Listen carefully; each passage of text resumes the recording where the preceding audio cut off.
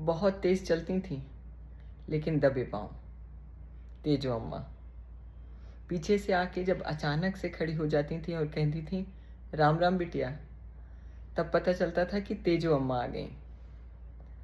वो सबका हिसाब रखती थीं, अपना भी और दूसरों का भी। पिछले महीने आपके यहाँ जब मेहमान आए थे तो 3 घंटे एक्स्ट्रा रुकी थी मैं, उसका भी 300 रुपया जोड़ दीजिएगा। दूध वाले भैया अमावस वाले दिन नहीं आए थे, आपने वो देख लिया ना हिसाब में। उनकी स्मार्टनेस से मेरा घर चलता था और उनकी शार्पनेस से उनका। ऐसा लगता है कि कुछ लोग दुनिया में काम करने नहीं आते, अपने काम करने के हुनर की कीमत वसूलने आते हैं। डिजिटल लॉकर की सीरीज़ में पहला नाम तेजो अम्मा।